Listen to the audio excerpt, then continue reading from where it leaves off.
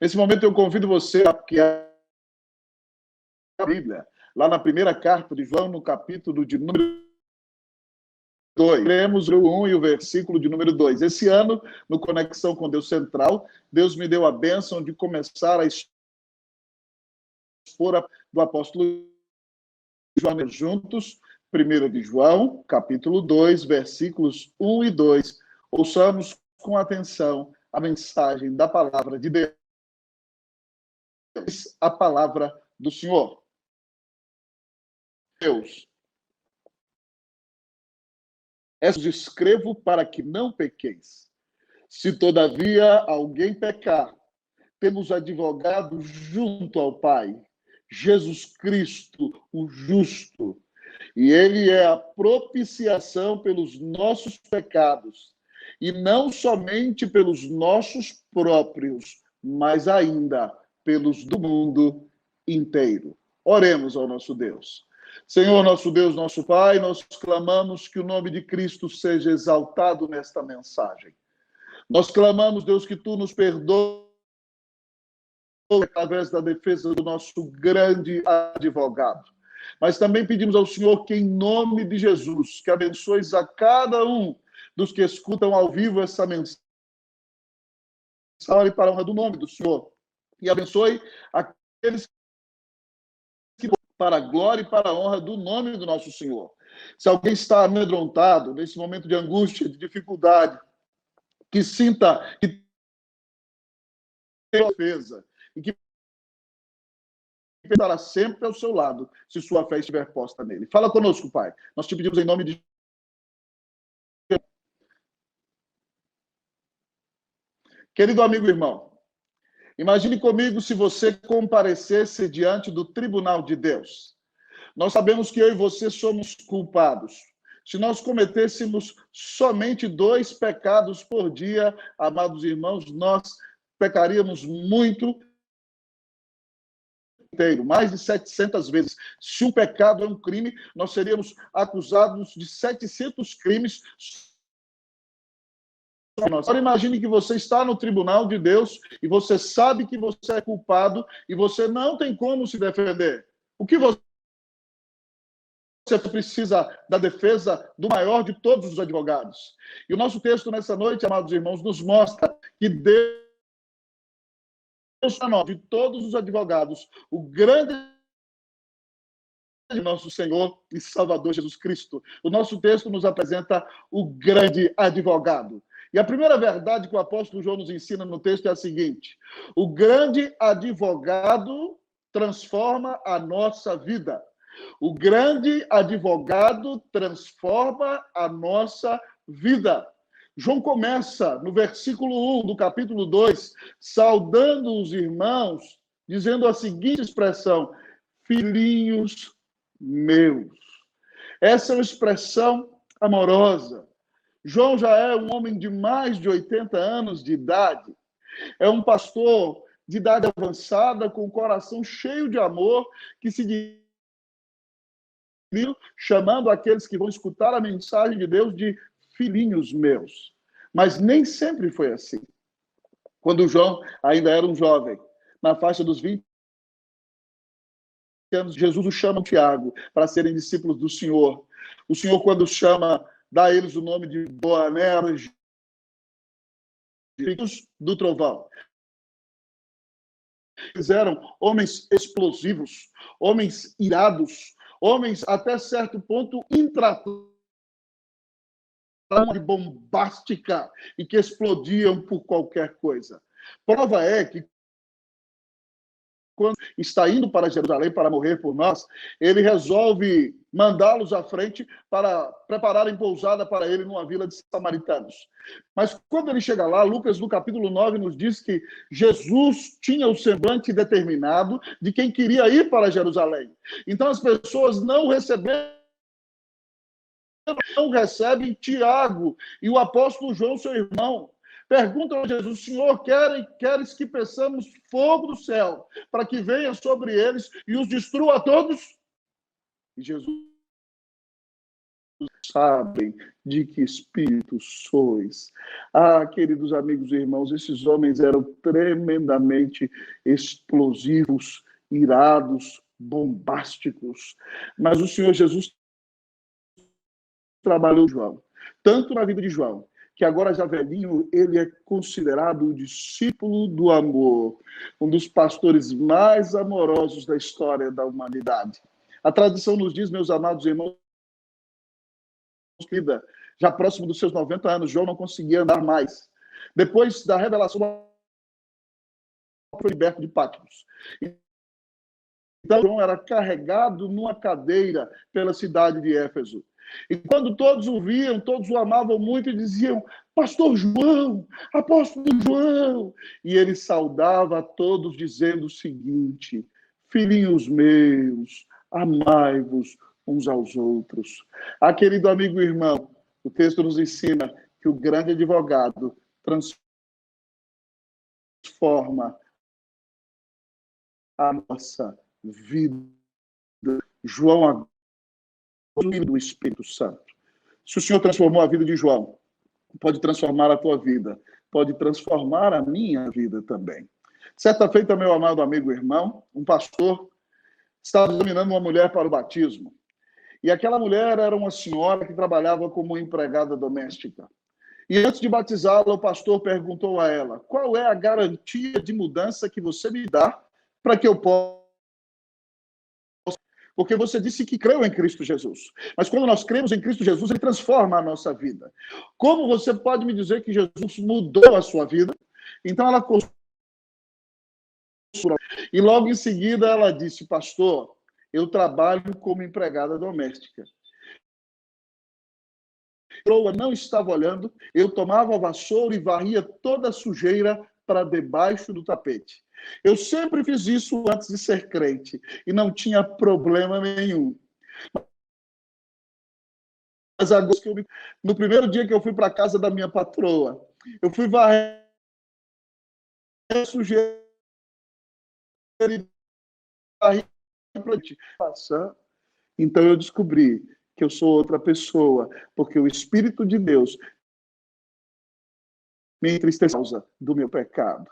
Querido amigo e irmão, o Senhor Jesus te chama do jeito que você está, mas ele não te mudar a sua vida. O grande advogado transforma a nossa vida. Eu, amado irmão, como pastor, treinadas pelos ciúmes e eliminar totalmente os ciúmes da vida delas. Eu já vi pessoas tremendamente invejosas se tornarem pessoas que foram capazes de se alegrar com as conquistas de outros. Eu já vi viciados em drogas e em prostituição serem libertos e se tornarem adoradores sinceros de Cristo Jesus. O Senhor, o grande advogado, pode vida. Se você se você anda com o coração vazio longe de Deus, nessa noite clame ao Senhor, invoque o nome do Senhor, diga: Jesus, transforma a minha vida. Se você clamar ao Senhor para que transforme a sua vida, a Bíblia diz que todo aquele que invoca o nome do Senhor, clame, ele transformará a tua vida, porque ele é o grande advogado, transforma a nossa vida. Mas, em segundo lugar, o texto da palavra de Deus diz a mim, a você, que o grande advogado, além de transformar a nossa vida, ele nos transforma pela palavra. O grande advogado nos transforma pela palavra. João diz ainda no versículo 1, filhinhos meus, estas coisas vos escrevo para que... O apóstolo, querido amigo, querida irmã, diz que o Senhor lhe está mandando escrever a palavra de Deus para que o povo de Deus tenha vitória sobre o pecado. Filhinhos meus, estas coisas vos escrevi para que não pequeis.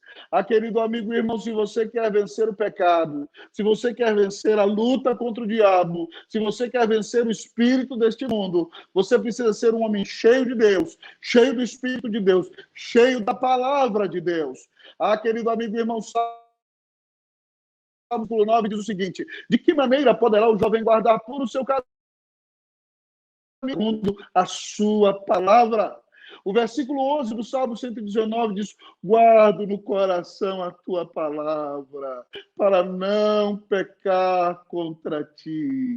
Querido amigo e irmão, grande evangelista do século XIX, Dwight Lyman Moody, tinha uma frase que repetiu inúmeras vezes, que é a mais pura verdade. Moody dizia em sua mensagem: ou este livro lá do pecado, ou o pecado te afastará desse livro. Se você quer vencer o pecado, você precisa memorizar a palavra de Deus. Você precisa guardá-la no coração, precisa tê-la na sua mente, porque a palavra de Deus é viva e eficaz, e ela tem todo o poder para vencer o pecado, porque é a revelação de Deus que muda a sua vida, que muda a sua mente, que muda o seu coração. Jesus, na sua oração, intercedeu por nós. Em João 17:17, ele orou da seguinte maneira: verifica-os na verdade, a tua palavra é a verdade. Jesus, quando orou ao Pai pelos discípulos e por mim e por você, pediu ao Pai para santificar a nossa vida na verdade. É só a palavra de Deus que nos dá para vencer o mundo, para vencer o diabo. Se você quer vencer o pecado, leve a palavra de Deus a sério.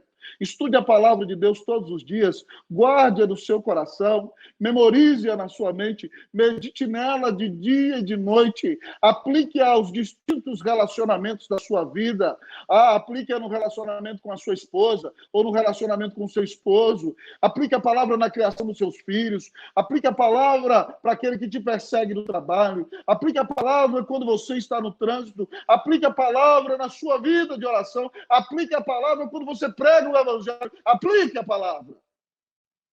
Se você quer vencer o pecado, a Bíblia foi dada a você para que você seja transformado pela palavra de Deus. Há uma frase que eu já repeti antigamente com os irmãos da Unida e quero repetir com você que está comigo no YouTube. A Bíblia, quando lida, crida, pregada e praticada, transforma a nossa vida.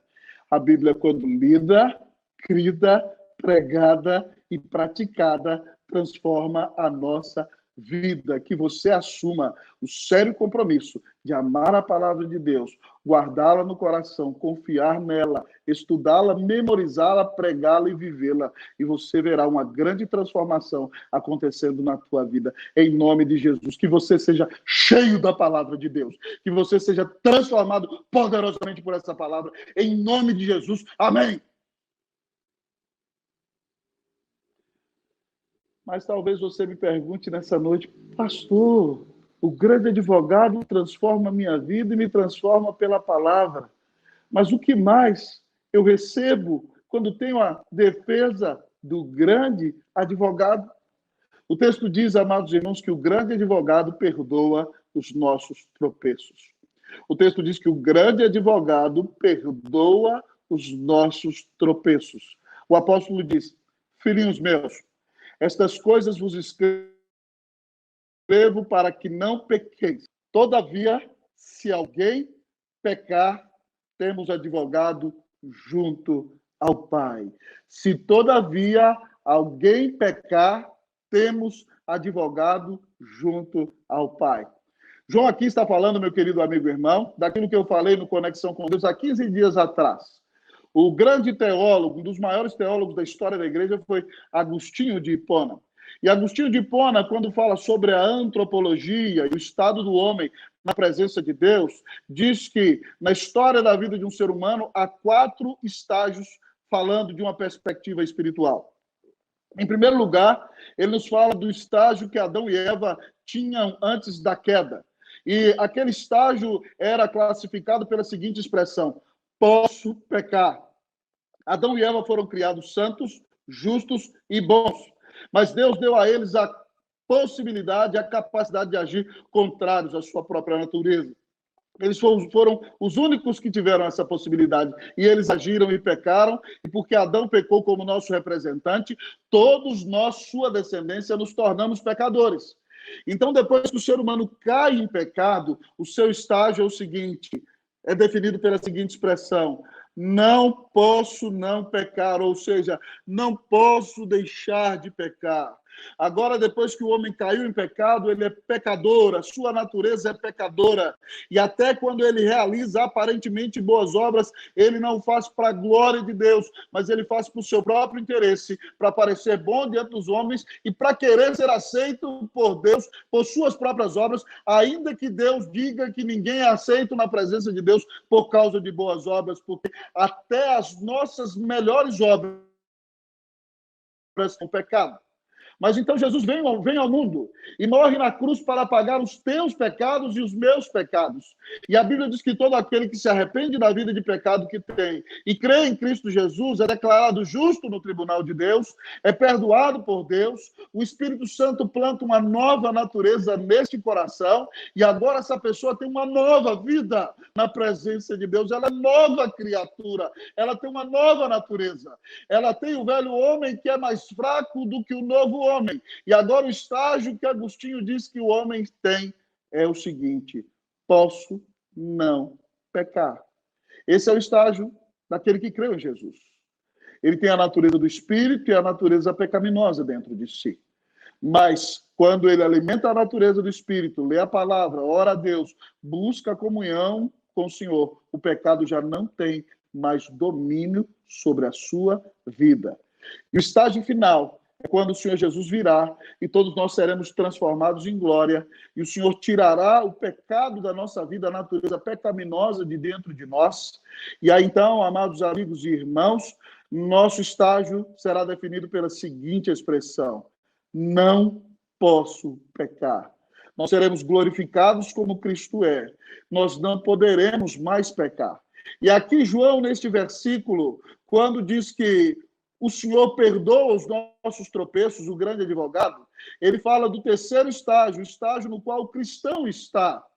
Ele fala, amado irmão, desse estágio que você pode não pecar. Agora o pecado já não é uma regra na sua vida. Agora o pecado já não comanda mais você. O pecado é um acidente. Deus permite que esse acidente permaneça ainda na sua vida para que você permaneça humilde e reconheça que se você recebeu salvação é graça de Deus e não é por capacidade ou bondade sua. Então diz assim: se todavia alguém pecar, ou seja, é possível que o cristão peque. Não é mais a regra em sua vida, o pecado já não tem mais domínio sobre o cristão. Paulo falando sobre isso em Romanos 6:11, ele diz: considerai-vos mortos para o pecado e vivos para Deus em Cristo Jesus. E em Romanos 6,14 ele diz que porque estamos debaixo da graça e não debaixo da lei, o pecado já não tem domínio sobre nós. Então, meu irmão cristão, você não é escravo do pecado. O Senhor já te deu libertação do pecado. Você, quando peca, peca porque quer. Então, João diz o seguinte: se você porventura vier a pecar, você tem um advogado. Esse advogado é Jesus. Meu querido amigo e irmão, se você é cristão e tropeçou e apagou o espírito, está triste porque tem pecado contra Deus. Nessa mesma carta, no capítulo anterior, no versículo 9, o apóstolo João nos ensina: se confessarmos os nossos pecados, ele é fiel e justo para nos perdoar os pecados e nos purificar de toda injustiça. Nós até cantamos uma canção na igreja, não é verdade? Nós cantamos: se confessarmos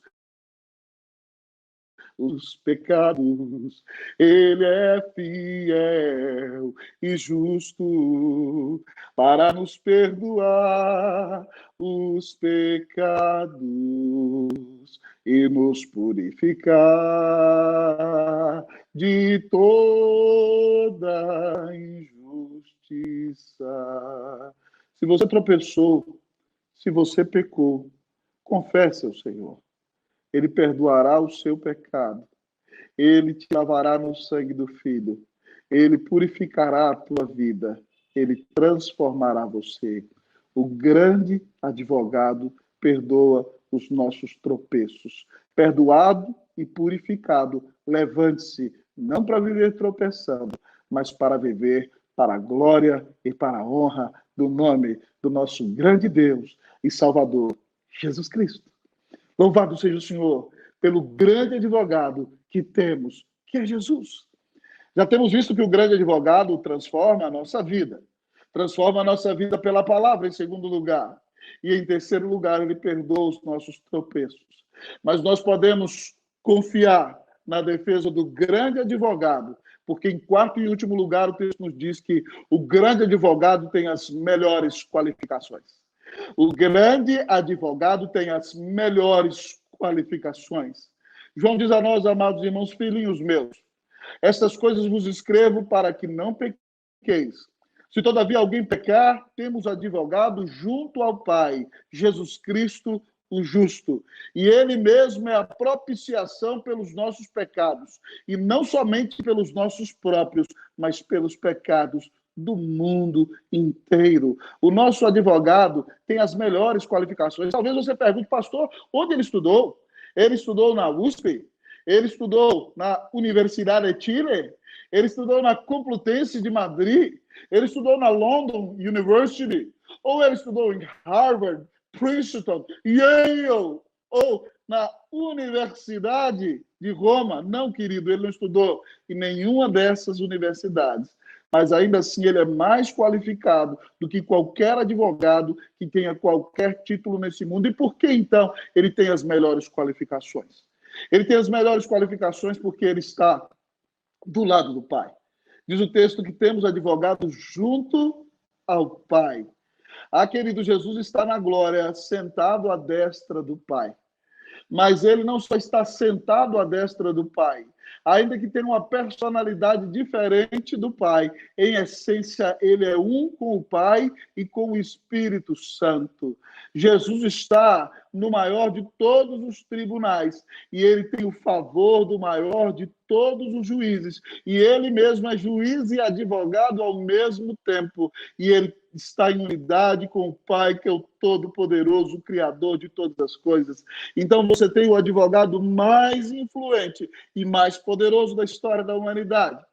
Mas além de estar qualificado por estar junto ao Pai, o texto diz que, em segundo lugar, ele é qualificado por causa do seu caráter. O texto diz que ele é Jesus Cristo, o justo. E nenhum advogado do mundo tem esse título. O justo significa que ele é Deus e se fez homem sem deixar de ser Deus. Mas mesmo tendo assumido a natureza humana, sendo tentado como nós, semelhante a nós em todas as coisas, como diz Hebreus, ele nunca pecou. Quando o texto diz que ele é o justo, significa que ele passou por tentação, por provação, por angústia, por luta, mas ele nunca, ele é santo, ele é perfeito, ele é incomparável, ele tem condição de defender-nos, porque ele nunca pecou, foi dele na cruz. Ele é o advogado mais qualificado que existe, é o único qualificado para estar no tribunal de Deus. Ah, querido, confie na defesa de Jesus, porque ele tem as melhores qualificações. Ele está junto do Pai, ao lado do Pai, é um com o Pai, mas ele é justo, ele nunca pecou. Ninguém pode acusá-lo de pecado. Ele tem todo o poder, tem toda a autoridade para defender você, porque pagou com tanta em todos os teus pecados. Mas o texto diz que ele é o mais qualificado, só porque está e não só justo, mas o texto diz que ele mesmo é a propiciação pelos nossos pecados de Jesus. Ele morreu na cruz para nos salvar. Ele é a propiciação pelos nossos pecados. Essa palavra propiciação lembra de uma cerimônia que havia no Antigo Testamento. No Antigo Testamento, no sábado do sacerdote entrando para oferecer sacrifício pelos seus próprios pecados e pelo pecado do povo de Deus, o sumo sacerdote entrava ali. E naquele lugar estava a Arca da Aliança. Em cima da Arca da Aliança havia uma tapa, uma plataforma, amado irmão, e ela era coberta por metal, e nas pontas delas haviam 2 querubins cujas asas tocavam umas às outras, e no meio daquele lugar era o lugar onde estava a presença de Deus. Então o sacerdote entrava uma vez por ano para que não fosse fulminado pelos seus pecados. E quando ele entrava, então ele aspergia no propiciatório, no lugar em que estava a presença de Deus, o sangue. E quando ele aspergia o sangue do animal que foi morto lá fora, isso significava que a ira de Deus se desviava do povo. E naquele momento o sacerdote estava perdoado e o povo de Deus estava perdoado. Então, quando o texto diz que Jesus Cristo é a propiciação pelos nossos pecados, significa que o sacrifício dele na cruz desviou a ira de Deus que tinha que cair sobre você. É como se o Deus eterno viesse com uma lança de ira pronto a cravar você por causa do seu pecado, e aquele guerreiro viria, e de repente Cristo Jesus entra no meio, e a lança da ira de Deus é cravada nele. Ele morreu no teu lugar, ele pagou a tua dívida, ele é o mais qualificado dos advogados, porque ele deu a vida na cruz por você. E aí, amado amigo e irmão, em quarto e último lugar, João diz que ele é o mais qualificado, porque a sua obra é infinita. O texto diz, e ele mesmo é a propiciação pelos nossos pecados, mas não somente pelos nossos próprios, mas pelos do mundo inteiro. Espera aí, reverendo. O texto está dizendo que todo mundo vai ser salvo? De maneira alguma, meu irmão. O texto está dizendo aquela clássica expressão definida pelos teólogos reformados, que a obra de Cristo é suficiente para todos, mas eficaz para os eleitos. Ao poder do sangue de Cristo tem uma possibilidade infinita, mas nós sabemos que todos aqueles que não creem em Jesus serão lançados no lago de fogo e enxofre, estarão no inferno, recebendo a ira de Deus que Satanás receberá, junto com todos aqueles que não creram no Senhor Jesus.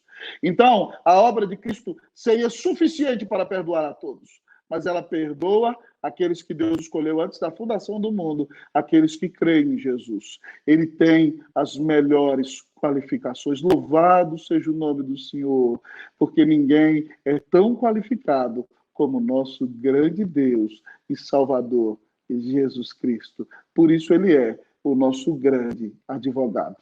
Agora imagine comigo, isso que eu vou dizer para você não está nas Escrituras, mas imagine uma cena que você está num julgamento no tribunal de Deus. É uma imaginação. De repente, naquele tribunal você está sentado como réu, e o seu próprio pecado e a sua própria natureza já te acusa. Mas o inimigo das nossas almas compareceu ali naquele dia. E o mundo inteiro acusa você. O seu pecado acusa você. E o inimigo naquele tribunal diz, meritíssimo dos meritíssimos, não vejo como tu possas perdoar esse miserável pecador. Ele se diz teu filho, diz que crê no Senhor, vai à igreja, mas mente, tem um olhar impuro, fala mal das pessoas e não busca fazer as coisas para a tua glória. Se o fores tratar como ele merece, tens que lançá-lo agora no lago de fogo e enxofre. E você vai, acusado pela sua própria consciência, vai se afundando e diz, eu estou perdido. Mas de repente levanta-se naquele tribunal aquele que é advogado e ao mesmo tempo juiz, e que é um com seu pai e diz meritíssimo dos meritíssimos, Deus eterno, a quem eu chamo de pai. Bem verdade é que este homem é culpado de tudo que se lhe acusa, como Satanás também que o acusa é o maior de todos os culpados. Mas, pai, este homem é culpado de mais coisa do que o diabo lhe acusa, porque o diabo não pode ver-lhe a mente e o coração. E nós sabemos o que acontece na alma deste pecador. Mas, Pai bendito, Pai eterno, eu quero dizer que na plenitude dos tempos, tu me enviaste ao mundo e eu entreguei a minha vida na cruz do Calvário. E quando eu gritei, está consumado, eu paguei a dívida desse pecador.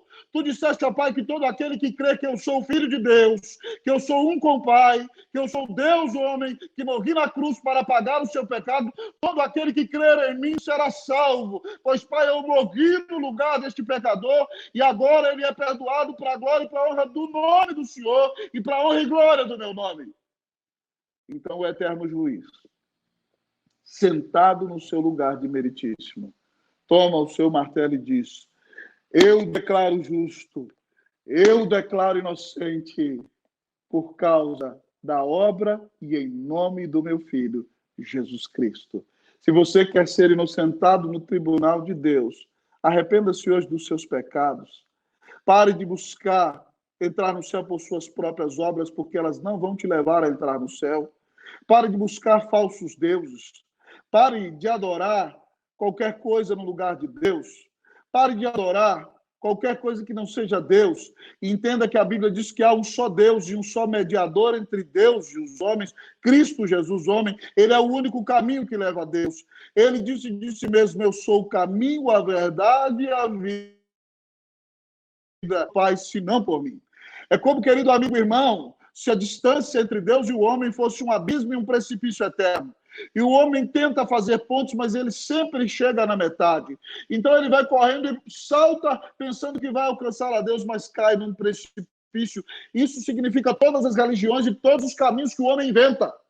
Mas então Deus estende uma ponte que vem do nome de Jesus, é você. E quando você entra nessa ponte, você se encontra com Deus.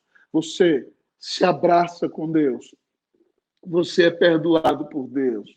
Você se torna amigo de Deus. Você se torna filho de Deus. Você tem paz com Deus. Jesus é o único caminho que leva a Deus. Se você quer ser defendido no tribunal de Deus, arrependa-se dos seus pecados, arrependa-se do jeito que você tem levado a sua vida, peça perdão ao Senhor, diga a Deus, Deus, eu creio no Salvador que tu providenciaste, eu creio que Jesus Cristo morreu na cruz para pagar os meus pecados, eu me arrependo dos meus pecados, eu peço que o Senhor me perdoe, eu peço que Cristo venha morar em meu coração e eu me submeto a Ele, entrego totalmente minha vida em suas mãos. Eu quero viver para Jesus todos os dias da minha vida. Se você crer em Jesus como o Filho de Deus, ou seja, o próprio Deus, se você crê nele como seu único Senhor e Salvador, você é declarado justo no tribunal de Deus, você se torna habitação do Espírito Santo, você é reconciliado com o Pai, se torna amigo de Deus, você é adotado por Deus, se torna filho de Deus, e das mãos de Jesus, nunca ninguém jamais poderá te arrebatar. Você terá um lugar de paz com Deus, garantido nos céus, mas terá a presença de Deus aqui e viverá nesse mundo para servir o Senhor e para ser uma bênção até o dia em que Jesus vier buscar-te. Querido amigo e irmão, contrate hoje a defesa do grande advogado. E se você já é defendido por ele, peça a ele perdão pelos seus pecados, consagre a sua vida. Deus não mandou essa pandemia à toa. É para você se arrepender dos seus pecados, é para você voltar a buscar o Senhor, é para que você tenha um novo relacionamento com Deus, é para que a sua vida seja uma grande bênção para a glória e para a honra do nome de Jesus. Que Deus te abençoe nessa noite, que Deus restaure a sua vida, que o grande advogado te encha de alegria e de paz e derrame sobre a tua vida as suas mais ricas bênçãos. Que Deus te defenda, que Cristo te defenda, que Deus te abençoe. Que Deus te restaure, que Deus derrame sobre a tua vida, sobre a tua família, bênção sem medida. Que Deus te dê a defesa do grande advogado. Que o Senhor seja contigo, hoje, amanhã e para sempre. Amém.